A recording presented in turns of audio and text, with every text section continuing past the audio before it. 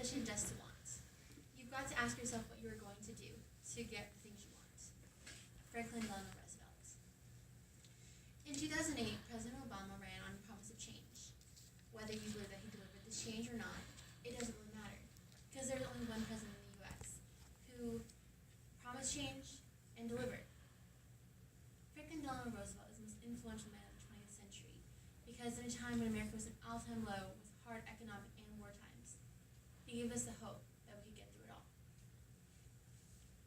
According to the World Book of Knowledge, Franklin Delano Roosevelt was born January 30th, 1882, in Hyde Park, New York.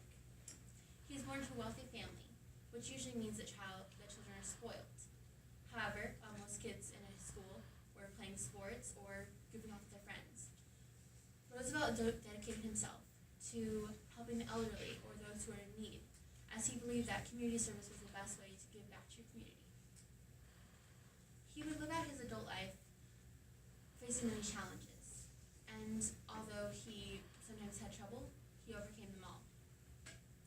He was our 32nd president of the United States, which may seem like, who cares? Everyone can be president. It doesn't matter. However, he was president during some of the most difficult American times, the Great Depression and World War II. It is incredibly easy to dislike your president. Right now, if you're not happy with your economy or how much money is in your bank account, you don't like Obama. You blame him for all your problems. And it was true back then. And when you don't have a job or any money, and you're in the middle of a war, just like when Roosevelt was president, you pretty much hate Roosevelt. But throughout all this hate, he was very well liked from all the things that he did just for us. FDR contracted adult onset polio at the age of 39, which left him in a wheelchair upon recovery. According to the FDR Library website, he inspired the overall foundation for polio and curing illness. He also inspired, as Marissa said yesterday, the March of Dimes, which helps children with polio, and is a very well-known foundation now that helps many kids from back then to now. There are unfortunately no photos of FDR in his wheelchair until after his death. And as you see in this photo, you don't see a wheelchair. FDR believed in not showing his own illness to create space for other ones. He didn't want his own illness to affect us. It is important that no matter what you face, you always go forward. Alongside his strength in his illness, he also displayed incredible wit towards the economy. His New Deal, which came into effect during his presidency, jump-started the economy and lowered unemployment through programs that he created, as stated by FDR Library. The Works Progress Administration was one of his biggest programs, and also welfare, which is still used to this day and has helped many families that are without jobs. While FDR didn't inspire much of the economy, he also inspired people's hearts with the intimacy of radio.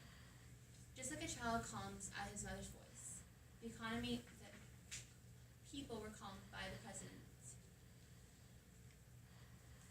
Weekly, Roosevelt would sit with a bunch of microphones and he would give fireside chats where he would talk to the people about our economics or our wartime and just basically tell us what's going on. Give us hope and faith and let us know that no matter what, it's going to be all right. Now, right now, I could probably tell you Obama's wife's name or what his favorite hobby is or his favorite food.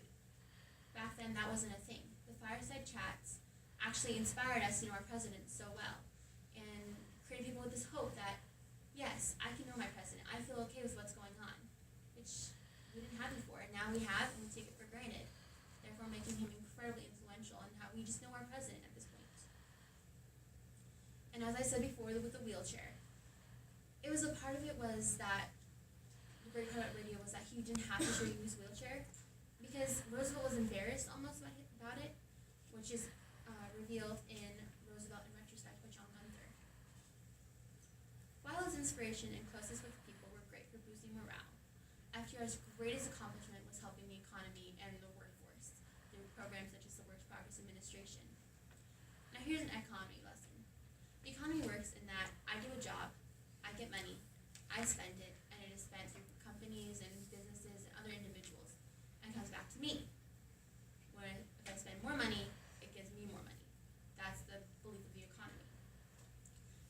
during the Great Depression, people didn't have jobs. They were unemployed. There was not money to be given. Therefore, I couldn't spend money and therefore get more money. The Work Progress Administration, according to World Book, works in that Roosevelt would give people small jobs such as paving their sidewalk or installing a park bench. And I would get a small amount of money, and that money could go towards my groceries or my mortgage or really anything that I needed to pay expenses for. And that small amount could grow bigger and bigger as I did more odd jobs and therefore jumpstart the economy. Well, it did. All those small jobs paid off, and our economy went much better than ever before. And now, you think of our economy now, although we are in a recession, it would be much worse now if it wasn't for the WPA. And if you guys have spent the week in the auditorium, if you walk through the doors, right above is a mural painted from the WPA. So therefore, it has affected your life, as every time you walk in there, you probably see it. In conclusion, when the goings get tough, it can be hard to feel positive. FDR stood up in a time when it was very easy to dislike the president. And however, he was very well liked because he stood up and did his own knowledge of what he knew was best for the country and helped us all. He gave us a new approach to knowing our president, which today we take for granted. And he gave us a great economy through his work, through the WPA. FDR is the most influential person of the 20th century because he gave the American people